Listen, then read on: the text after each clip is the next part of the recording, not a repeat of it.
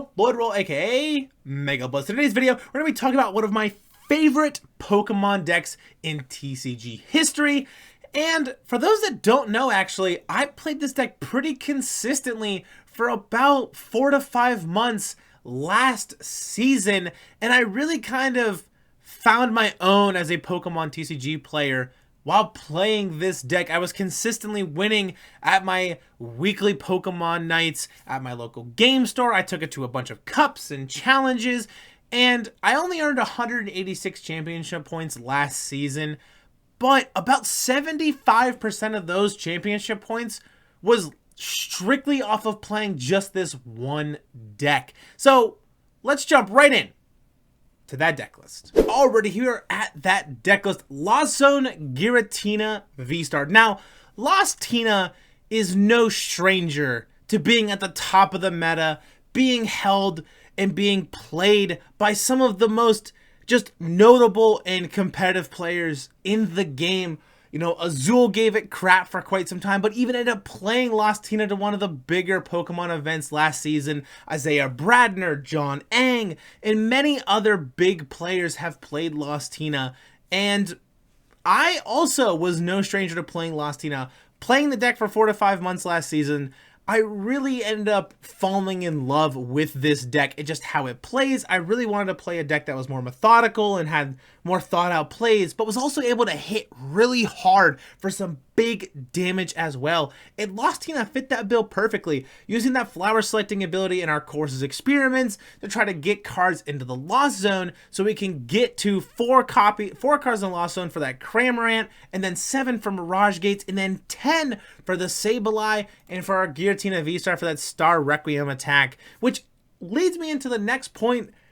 Sure, Lost Tina has kind of fallen at its big reign that it had last season, but Lost Tina still really holds up in this current meta. Sure, it's only like 2% of our current shared meta. However, we're heading into a kind of a format where it's going to be big, beat stick, fast, and aggressive. And Lost Tina really thrives in that kind of format. With that Star Requiem attack, you can only use this attack if you have 10 more cards in your Lost Zone.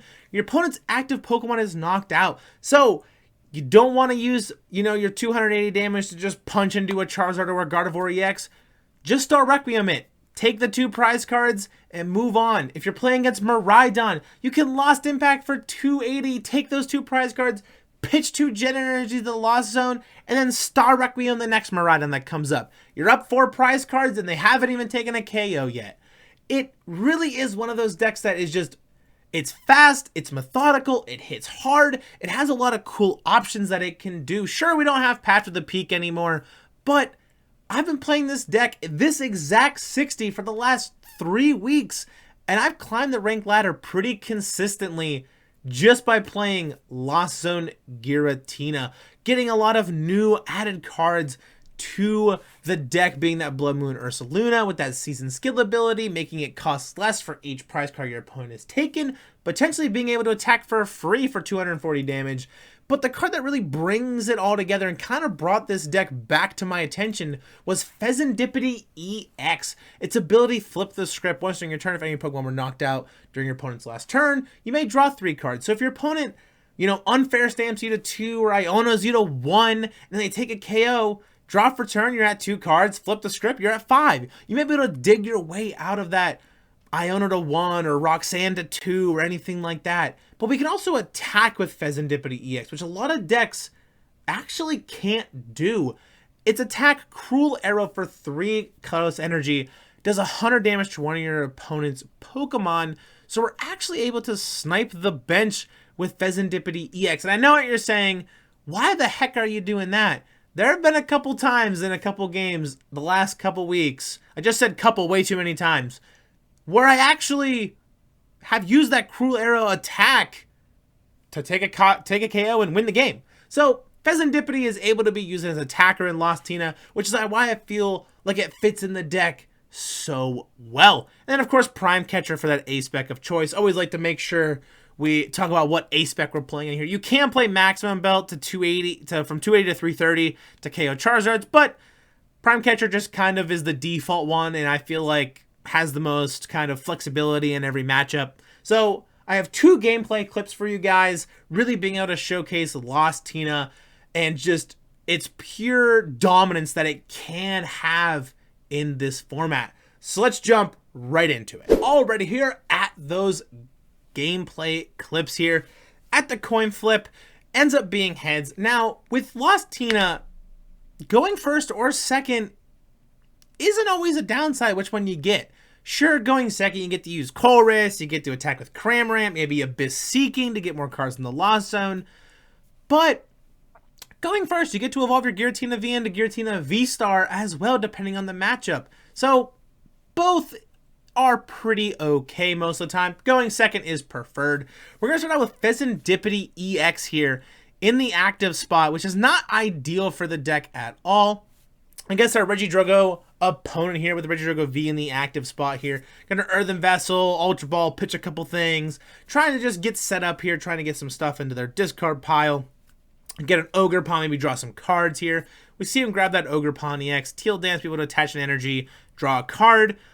But looking at our hand here, Giratina VSTAR, Roxanne, 2 Buddy-Buddy Poffins, Jet Energy, Grass Energy, not ideal. But that Buddy-Buddy Poffin is going to be able to find me some Comfeys here, do a quick little prize check, see what I'm missing, just kind of taking a quick glance. One big thing I always like to do when playing Lost Zone decks is check for your Mirage Gates and check for your like bosses and things like that. Especially Mirage Gates, and count your energies because it's really important in Lost Box decks to know kind of what is coming up. So we are going to need Manaphy here in this matchup because that Kyurem really is a scary thing to have to deal with here. But you got the Manaphy. As long as they can't like Prime Catcher, Canceling Cologne, and do all kinds of stuff, you'll be okay. So we're going to Flower Select here, get into a Chorus Experiment. Chorus Experiment, going to get us a Switch, an Energy, and a Giratina V. Bench the Giratina V. Retreat out of the Comfey into another one. Another Flower Select here. Take the Super Up. We don't really need the Nest Ball here. Switch out of the Comfey into another one. Another Flower Selecting here. And we're actually not going to take the Giratina V-Star because we already have one in hand. So we're going to take the Switch card instead to be able to switch out of our Comfeys or anything like that to be able to try to get our Giratina V-Star set up and get attacking here next turn. So our opponent here is going to be able to Teal Dance, get 2 Regidrogo V-Stars into play. Going to be able to use that Legacy Star ability, which they don't really want to use it super early a lot of the times. I feel like especially in this matchup, you don't want to use it early. They're trying to dig for Kyurem most of the time in this matchup, so they can, you know, try to take quick, easy KOs. And Goodra V-Star is also a card in this matchup that is pretty well. Dragapult also is very helpful for them in this matchup. I feel like the Lost Tina Regidrogo matchup is kind of more favored for Regidrogo, but if you kind of know how the matchup works, you can kind of play to your outs a little bit here. Flower Selecting, we're going to pitch that Mirage Gate here, taking a Psychic Energy. You got to be careful. You don't want to pitch too many Mirage Gates when playing Lost Box decks, but we can pitch one and be all right. Can't pitch that second one, though. Got to take the Mirage Gate, send the Comfey to the Lost Zone. Mirage Gate here, we're going to get a Water Energy and a Psychic Energy.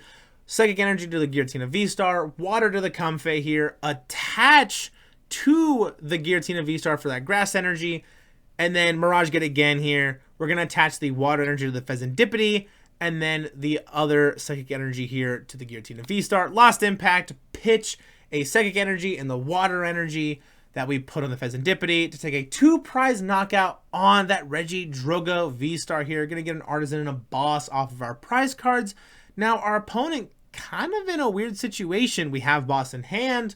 If they can't KO the Giratina V-Star, I can just Boss, pull up the Regidrogo V-Star, attach Lost Impact, or even Requiem it. And our opponent kind of realizes that we were too fast, kind of off the rip there, and they really couldn't come out of it. Even the deck that everybody was playing to the World Championships didn't have enough gas in the tank to keep up with Lost Tina. Lost Tina, I feel like, still is not a great matchup into Regidrogo V-Star, but it can be done if played properly. And I feel like Lost Tina is one of those decks where the more time you put into it, the more you'll get back. So heading into our second gameplay footage here, we're going to be at the coin flip again here. and kind of the same coin, actually, I think it was, which didn't realize that when I was editing the clips together, but pretty cool to notice. Now, we're going to get Tails here, which we all know I'm a big fan of Tails. I'm going to look to go second. Going second with Lostina is always that default option. Trying to get attack with that Comfey or the Cramorant and things like that. We're going to start with Bloodmoon Ursaluna EX in the active spot here. Starting off with two of our probably worst things to start off in the active spot, being that Fezandipiti and the Ursaluna. But we're going to try our best to pull our way out of this here. And it looks like we're against Arbok EX Hand Control, which can actually be pretty difficult for Lost Box decks to deal with because, well, we don't really want our hand being shred. We don't want our hand kind of being picked apart, and hand disruption and things like that really hurt a Lost Box deck. So Buddy-Buddy Poffin here, do a quick little prize check again, seeing our Mirage Gates and checking all that stuff. And we see that we're missing actually a Mirage Gate in the prize cards there. But Buddy-Buddy Poffin, gonna grab two Comfey here. We're gonna play the Chorus first.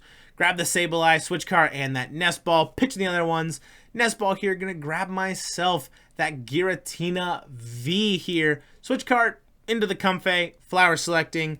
And we're going to end up taking the Giratina VSTAR here. So I'll have it in my hand. It'll be ready to go next turn. Be able to evolve my Giratina V into VSTAR. And we should be all set.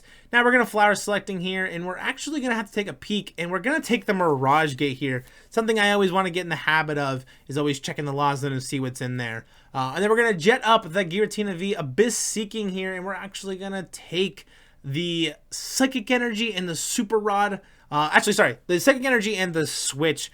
The deck does play 3 Super Rods, so you can kind of get away with pitching 1 to the Lost Zone, but always try to keep 1 or 2 in your deck at all times, because the Lostina can deck itself. We're going to see our opponent here evolve into that Arbok EX, 2 energy on it, ready to go. Iono us, which is not ideal here, but we do have Chorus, we got Prime Catcher, so we have some things we can do here. So we're going to we're going to Chorus, grab the Nest Ball, the Super Rod, and the Artazon here. We're going to Artazon, and we're kind of digging to be able to take a KO on that Arbok EX here. But we're going to have to either A, Lost Vacuum, remove that Rigid Band, or be able to Star Requiem the Arbok here. So we're going to flower selecting here, grabbing ourselves that Mirage Gate. We're at 9 in the Lost Zone here, and it looks like we might even have it. So we're going to Mirage Gate, grabbing that Psychic and the Grass out of the deck to put to the Giratina VSTAR, flower selecting, taking the Water Energy. We're going to be able to Switch Card out of that, going to be able to Star Requiem